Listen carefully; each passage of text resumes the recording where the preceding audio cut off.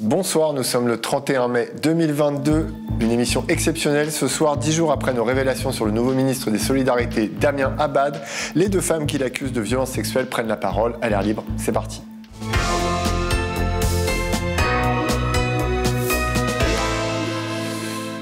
Marine Turchi, salut. Salut. Tu es journaliste au pôle enquête de Mediapart et le 21 mai, tu as publié cet article titré « Violence sexuelle, Damien Abad nommé ministre malgré un signalement adressé à LREM » dans lequel tu révélais que deux femmes accusaient le nouveau ministre de viol en 2010 et 2011. Ces deux femmes, elles ont décidé de prendre la parole aujourd'hui face à notre caméra. Mais d'abord, Marine, pourrais-tu nous rappeler le contenu de ton enquête ? Oui, alors cette enquête, elle a été longue, elle a duré 1 an et demi. Elle a démarré en janvier 2021, après la réception d'une alerte par mail, celle de Chloé, qui nous a écrit après les vacances de Noël fin 2020. Elle est l'une des deux femmes qui accusent Damien Abad de viol.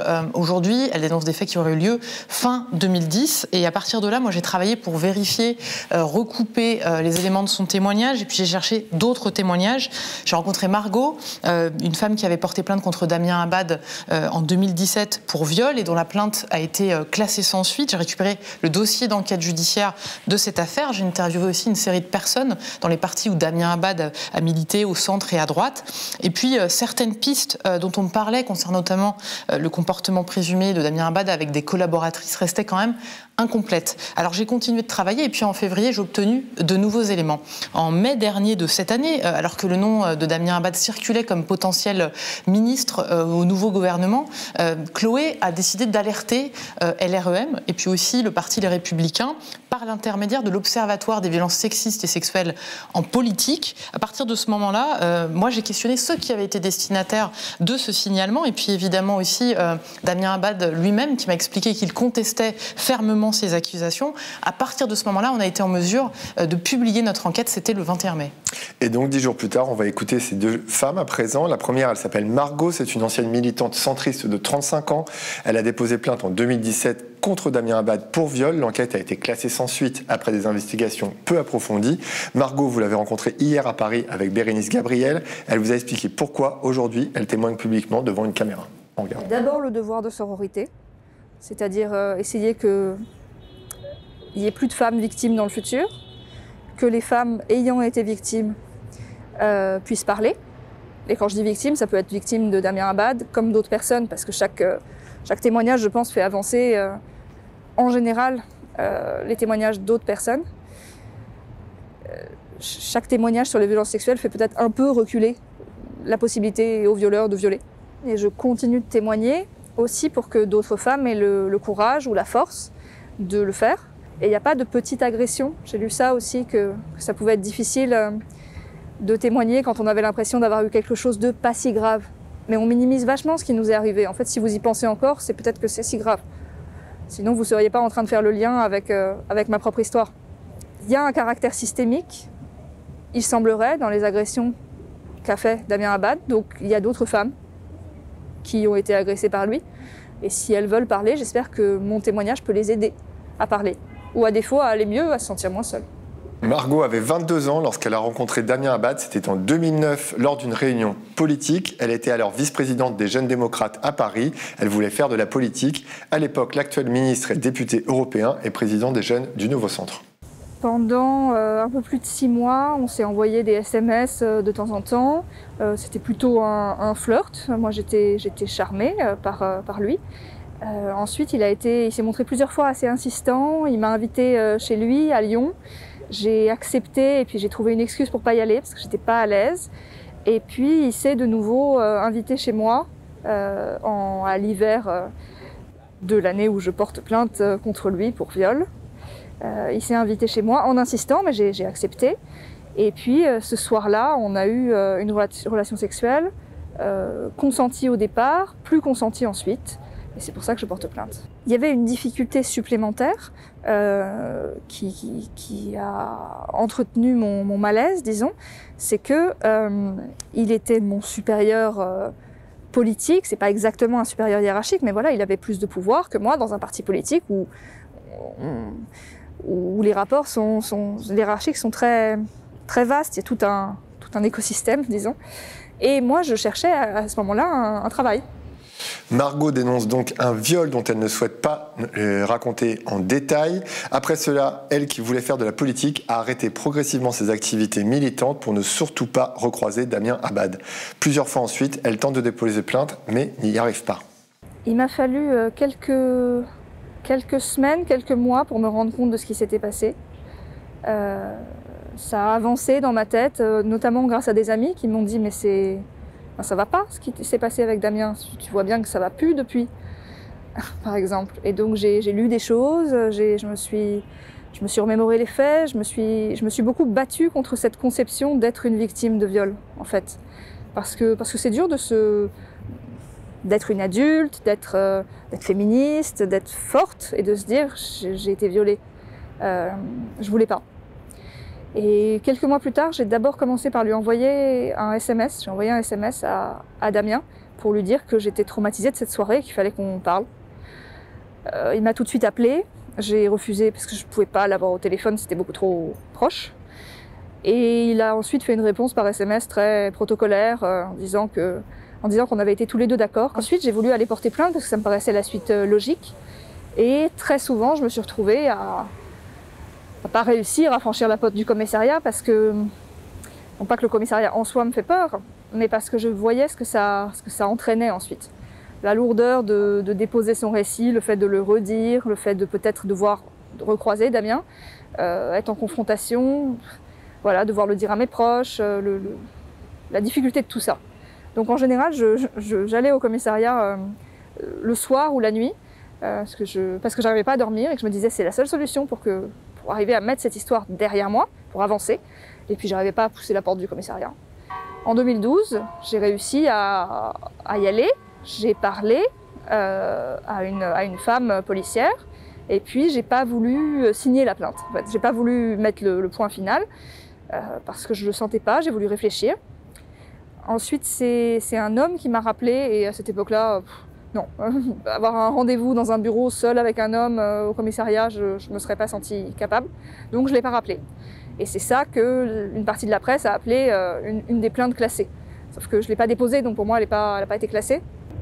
C'était plus douloureux pour moi à ce moment-là de déposer plainte et d'entamer ce travail judiciaire que de vivre avec le fait de ne pas déposer plainte. C'est un équilibre. Quand c'est devenu trop douloureux de ne pas déposer plainte, j'ai déposé plainte. Et oui, j'étais pas prête. Et j'ai continué à enterrer ça quelques années encore. Mais en 2017, donc, Margot finit par signer une plainte. En 2017, j'arrive à porter plainte parce que son omniprésence dans ma vie via les médias devient trop difficile à vivre. Il est à ce moment-là porte-parole de François Fillon. Et le truc qui m'a déclenché, c'est de voir qu'il était au Trocadéro pour un meeting. Et moi, j'habite pas si loin que ça de Trocadéro, j'y passe régulièrement. Et c'est l'idée de le croiser, en fait. J'avais arrêté la politique, moi, suite à ça. Et donc, c'est devenu trop insupportable de le voir partout. J'ai été faire une prise de sang, il était là, sur l'écran de BFM. Il était visible partout. En déposant plainte, je pensais que le plus dur, c'était de déposer plainte. C'est pas vrai. C'est après. Il va se passer presque 1 an de procédure judiciaire. Alors d'abord, il y a une longue plainte. Je crois que j'ai mis 6 heures au commissariat. Il y avait beaucoup de gens qui étaient tout intéressés au commissariat, parce que c'était le commissariat de quartier. Il se passait l'information que c'était quelqu'un de connu, c'était horrible. Et le lendemain matin, j'ai reçu l'appel d'un journaliste. Donc ma plainte, en quelques heures, a été passée à des journalistes. Ma plainte extrêmement intime, parce que c'est une plainte pour viol. Et ça, c'était horrible. Je ne sais pas si c'est la police ou le parquet qui a passé ma plainte, mais voilà, ça a été divulgué très vite. J'ai refusé de parler aux médias parce que je faisais confiance à la justice. C'était pas une bonne idée. Et vous avez été confronté à Damien Abad à la fin de l'enquête? En octobre, je crois, il y a eu une confrontation avec Damien Abad au commissariat, qui était très difficile à vivre, mais bon, je m'étais préparée à ce que ça soit le cas. Et là, j'ai su quelle était sa ligne de défense, entre guillemets. C'est-à-dire que l'acte pour lequel je porte plainte pour viol, il dit que ça n'a pas existé. L'acte sexuel particulier sur lequel moi j'ai dit non. Et sur le reste, il se défend avec son handicap. Et là, moi, tout de suite, j'ai trouvé une réponse très, très simple. Il suffit qu'il voit un médecin. puisque moi je sais que c'est vrai, lui il sait que c'est vrai, on est dans une pièce tous les deux, on ne peut pas continuer à mentir comme ça éternellement, donc qui voit un médecin si son handicap l'empêche de faire ça? Ça n'a jamais été fait. Moi j'ai vu des médecins, lui il n'en a pas vu. Cette plainte de 2017 est classée sans suite, une décision qui a indigné Margot. Ce que j'ai vu dans le dossier, c'est que la personne sur laquelle l'enquête a été faite, c'était moi, pas lui. Et si des vérifications sont évidemment indispensables au cours de la justice, la personne qu'on présume d'un crime, c'est lui, c'est pas moi. Donc j'ai trouvé ça très anormal. Et j'ai trouvé que l'enquête avait été bâclée et que même sans aller très loin, on aurait pu interroger sa compagne du moment, puisqu'il dit qu'il n'avait pas certaines pratiques sexuelles, dont je l'accuse. Mais sa compagne n'a même pas été appelée. Et il n'a pas fait de garde à vue. Aucune assistante ou assistant parlementaire n'ont été appelés. Il n'y a pas eu d'examen médical, rien. Son coach de ping-pong n'a pas été appelé. Depuis la publication de ton enquête, Marine, Damien Abad explique en effet qu'il ne peut pas physiquement imposer des violences sexuelles en raison de son handicap. Sur ce point précis, Margot tient à lui répondre. Déjà, il utilise une défense très pratique, très classique, c'est si je ne peux pas contraindre une personne physiquement, c'est que je ne l'ai pas violée. Et c'est faux, ce n'est pas la définition juridique. Le fait de continuer à faire ce qu'il m'a fait alors que j'ai dit non, c'est un viol. Il n'y a pas besoin qu'il ait eu la force de me plaquer au sol ou qu'il ait eu une arme. Heureusement, le viol, c'est plus large que ça. C'est pas forcément un inconnu dans un parking. Donc il a déjà dit ça en transformant la réalité. Et puis ensuite, c'est dégueulasse pour toutes les personnes handicapées de prendre ça comme un étendard. Il se découvre de son handicap quand il le veut, en disant « je peux faire tout comme tout le monde, c'est pas un problème, je suis champion de ping-pong chez les valides », ce qui est vrai. Et de l'autre côté, ah, c'est dur, je peux rien faire, vous comprenez, je peux pas violer, il faut que la personne soit d'accord. Ah non, il y a plein de manières de rompre un consentement.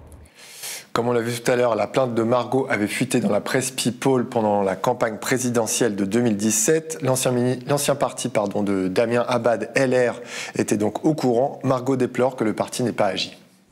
Je ne peux pas être certaine qu'à gauche, ça aurait plus bougé. Mais je pense qu'à droite, ça ne bouge particulièrement pas.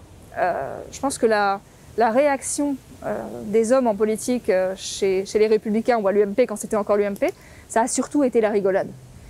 Ça a surtout été les détails graveleux, voire même il y a un petit côté positif pour un homme, non pas avoir violé, mais avoir couché avec une femme en fait simplement. Ça corrèle ça, et ils le prennent vraiment comme une blague potache. Et ça c'est juste, donne envie de rouler des yeux. Ils sont dans quel siècle ces mecs-là?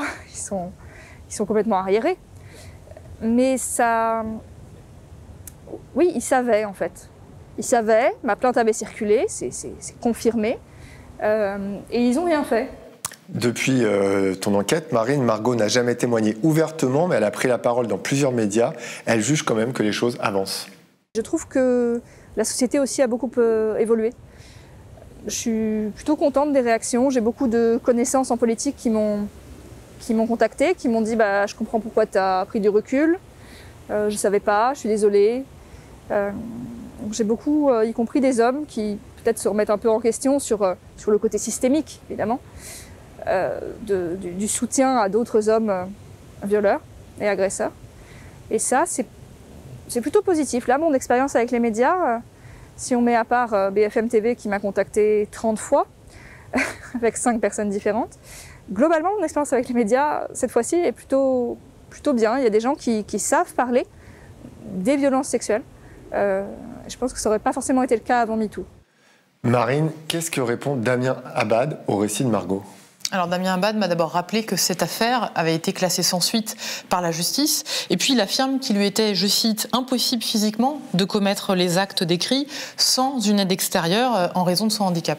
Alors Marine, une autre femme qui accuse Damien Abad a accepté de te livrer à nouveau son témoignage, cette fois face caméra. Elle s'appelle Chloé, elle a 41 ans. Tu l'as interviewée hier à distance. Elle tient à garder l'anonymat et sa voix, vous allez l'entendre, a été modifiée.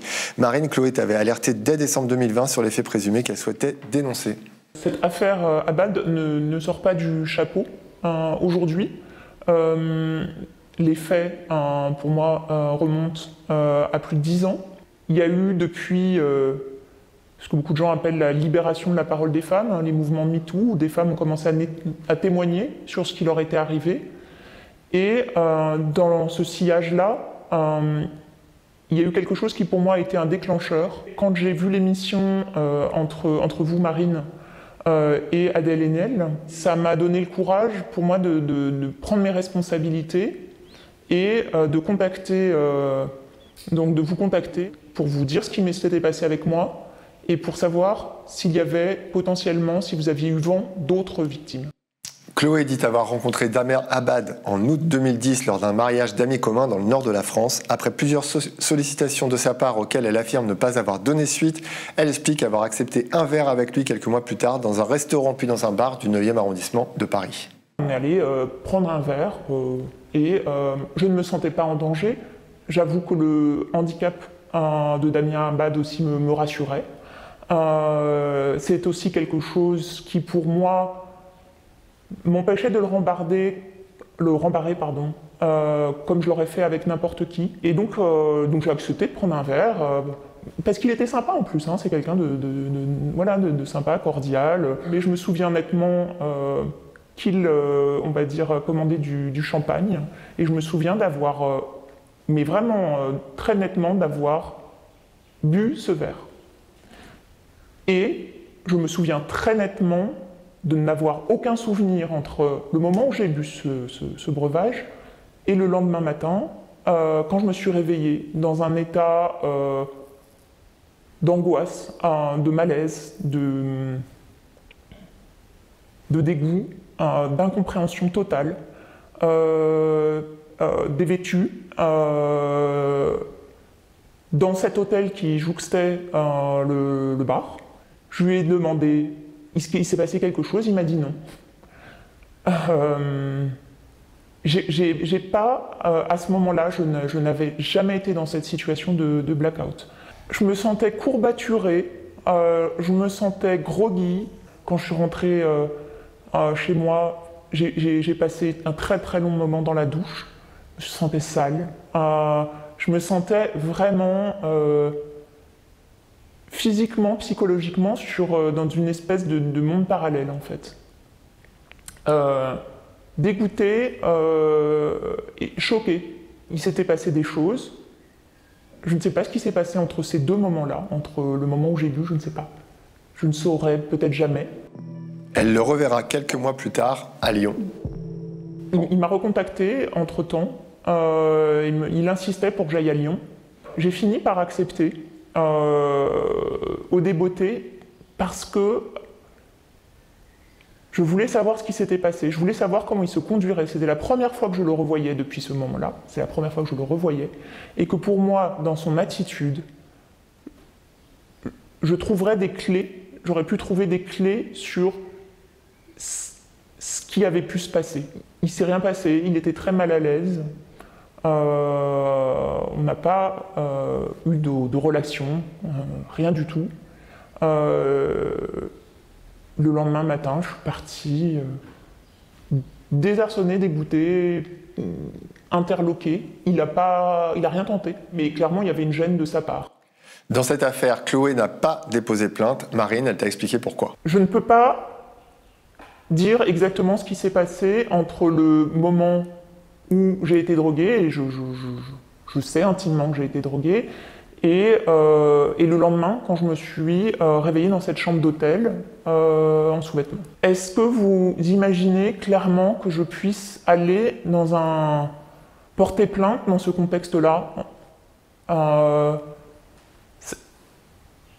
Je pense qu'il n'y a aucune chance qu'on ne me rie pas au nez. J'ai pas de preuves. J'ai des témoignages, j'ai des messages, j'ai un faisceau d'indices très très important, mais je n'ai pas de preuves sur ce qui a pu se passer. Je ne voulais pas et je ne veux pas me lancer dans un parcours judiciaire qui est un parcours du combattant, de la combattante, extrêmement onéreux, extrêmement humiliant. Raconter une histoire, raconter ces détails glauques, personne n'a envie de le faire. Moi, j'ai pas envie de revenir là-dessus. En fait, C'est intime. Pourtant, fin avril, lorsque le nom de Damien Abad circule comme potentiel ministre dans le nouveau gouvernement, Chloé souhaite lancer l'alerte. Le 13 mai, elle adresse un signalement à l'Observatoire des violences sexistes et sexuelles en politique qui va le transmettre 3 jours plus tard à LR et LREM. Ça m'a semblé, on va dire, très risqué,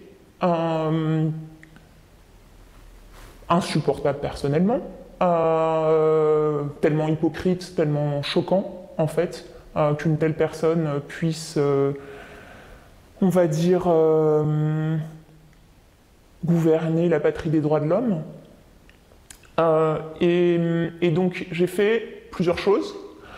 J'ai envoyé un message à Damien Abad, un message sur WhatsApp, voilà, où je dis mais tu n'as pas honte, t'as pas eu honte de violer des femmes. Et par ailleurs, je suivais sur les réseaux sociaux, puisque c'est un sujet qui m'intéressait, une personne d'un nouvel organisme qui s'appelle l'Observatoire des violences sexuelles et sexistes en politique. Ça m'a semblé être le lieu approprié pour faire un signalement. Ça ne s'est pas réglé devant ce que les gens appellent aujourd'hui le tribunal médiatique. Ça c'est, on va dire, c'était une chance que le gouvernement, que la chef du gouvernement, qu'Emmanuel Macron avait de pouvoir, on va dire, se dire « Oh là là, c'est potentiellement quelqu'un de dangereux ». Alors, ce signalement a aussi été transmis par l'Observatoire des violences sexistes et sexuelles au parquet de Paris, qui a décidé à ce stade de ne pas enquêter sur les accusations de viol visant le ministre. Je cite, « faute d'éléments permettant d'identifier la victime des faits dénoncés ». Une décision qui n'étonne pas du tout Chloé. Pour moi, et je le déplore, aujourd'hui, l'institution judiciaire n'est pas armée, n'est pas du tout pour pouvoir juger ces affaires. Aujourd'hui, un classement sans suite, ça dédouane complètement, potentiellement, un auteur de violences sexuelles, un violeur. Le parquet n'a pas ouvert d'enquête. Pour moi, c'est pas du tout étonnant. Il n'y a pas, de toute façon, ils vont pas s'en saisir, et je suis sûr qu'il y a des juges de bonne volonté, mais qu'ils n'ont pas les moyens aujourd'hui de qualifier les viols, de condamner les violeurs. Des personnes de mauvaise foi qui me disent « Ah mais oui, mais vous devriez porter plainte. Porter plainte pourquoi ? Pour qu'à la fin Damien Abad et tout le monde puisse dire « Ah bah oui, mais c'est classé sans suite, donc il ne s'est rien passé. » C'est exactement ça qu'on me demande aujourd'hui. Et donner mon nom, pourquoi ? Pour voir mon nom, mon parcours, sali, dénigré, pour que ce soit moi qui soit comme si ça s'est passé comme ça avec Margot. C'est elle qu'on a jugée, c'est elle qu'on a tourmentée, qu'on a autopsiée. C'est pas lui. Lui, on n'a pas fait d'enquête. On n'a même pas apparemment vérifié s'il avait les capacités physiques de faire ce qui lui est reproché. Ce serait la base quand même. Chloé te l'a dit, Marine, si elle accepte de témoigner, c'est surtout dans l'espoir que d'autres femmes sortent du silence. J'existe. Je veux aller au bout de ma démarche, d'expliquer le contexte et puis de donner ma vérité. J'espère aussi vraiment que ma démarche est celle encore plus courageuse de Margot, que j'admire énormément. Et j'espère que ça pourrait donner le courage à d'autres femmes d'alerter sur le comportement de Damien Abad, de donner des détails, des preuves si elles en ont, pour qu'il ait à répondre de ses actes. De ces actes terribles. Une seule plainte, un seul témoignage, ça ne suffit presque jamais, et que malheureusement, c'est le nombre qui fait, on va dire, foi, ou de plus en plus foi. Marine, que répond Damien Abad au témoignage de Chloé ? Alors d'abord, une précision, Chloé est anonyme dans notre article et dans cette émission pour protéger son identité, ne pas être trop exposée, mais pour nous, elle n'est pas anonyme. On a pu vérifier bien sûr son identité, l'Observatoire des violences sexistes et sexuelles aussi d'ailleurs. Ceci étant dit, évidemment, on a questionné Damien Abad sur son récit, sur tous les éléments. Il n'a pas répondu précisément à mes questions, notamment sur le déroulé, ses souvenirs du déroulé de la soirée. Mais il s'est contenté d'affirmer qu'il n'avait, je cite évidemment, jamais drogué qui que ce soit et qu'il était, je le cite encore, dans l'incapacité de porter une personne, de la transporter, de la déshabiller en raison de son handicap. Il a précisé n'avoir jamais accompagné de femme sans son consentement, que ce soit dans une chambre d'hôtel, chez lui ou partout ailleurs. Et tu as à nouveau contacté Damien Abad avant la diffusion de ces 2 témoignages ce soir. Qu'est-ce qu'il a répondu? Oui, alors j'ai à nouveau sollicité Damien Abad et puis son avocat aussi pour leur proposer de s'exprimer dans notre émission, dans l'émission et puis dans un entretien vidéo s'il le souhaitait. Damien Abad a refusé. Il m'a expliqué qu'il n'avait, je cite, absolument rien à rajouter. C'était une réponse ce matin. Alors depuis le début de l'affaire, pour se défendre, Marine, Damien Abad met en avant son handicap. Il l'avait fait lundi 23 mai lors d'une courte allocution devant la presse.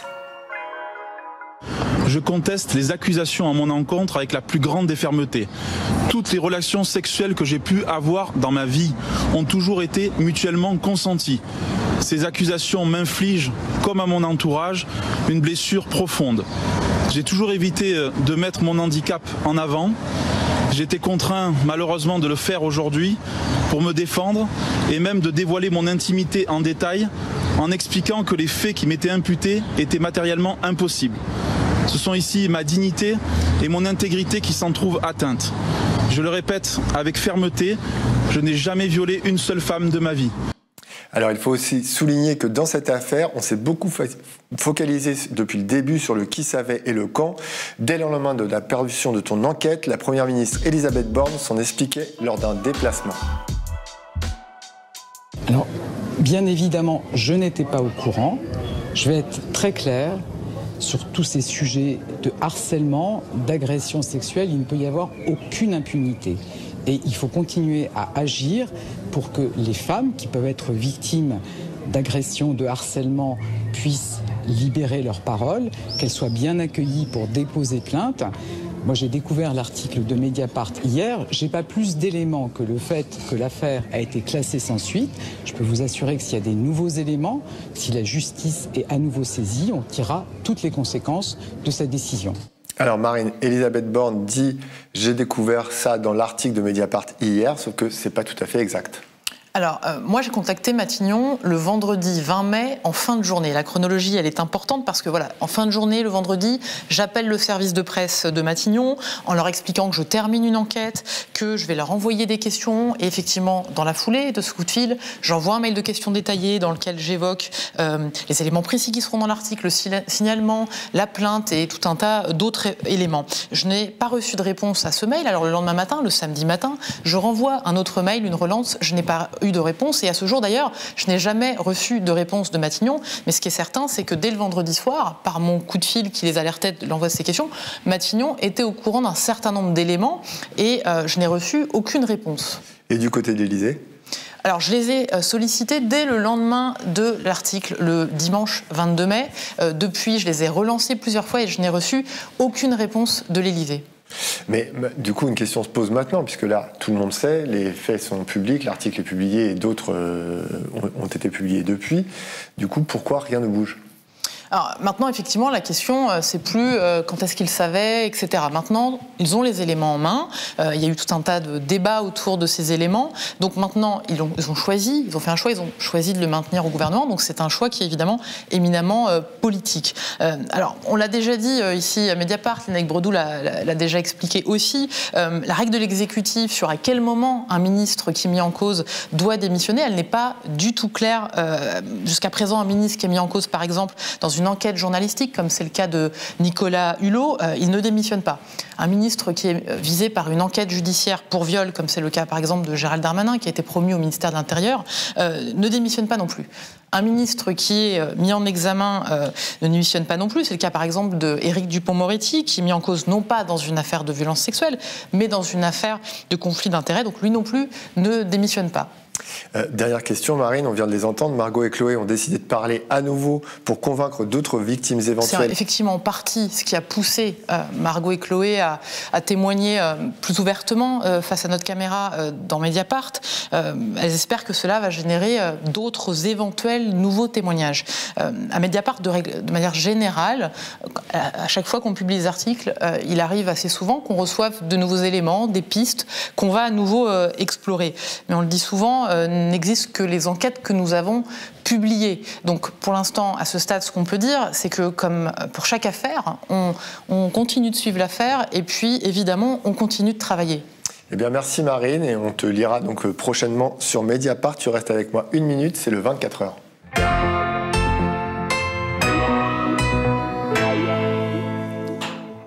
Si vous n'avez pas lu Mediapart depuis 24 heures, séance de rattrapage. Ne ratez surtout pas cette enquête vidéo de David Perrotin et Pascal Pascariello.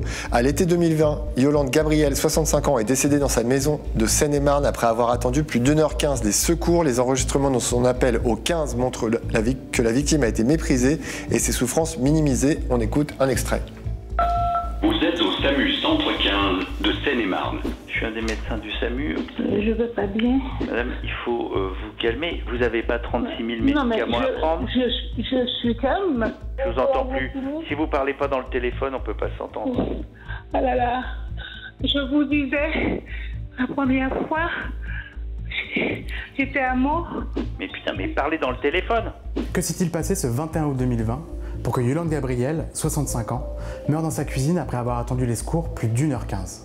Une enquête à lire et à voir donc sur Mediapart. Pierre Januel, de son côté, révèle que la nouvelle secrétaire d'État à la mer, Justine Bénin, a profité de l'argent du MoDem pour essayer de briguer la mairie du Moule en 2020 en Guadeloupe. Le parti a arrosé les associations de cette commune. Face à nos documents, la nouvelle ministre et son parti reconnaissent les faits et assument.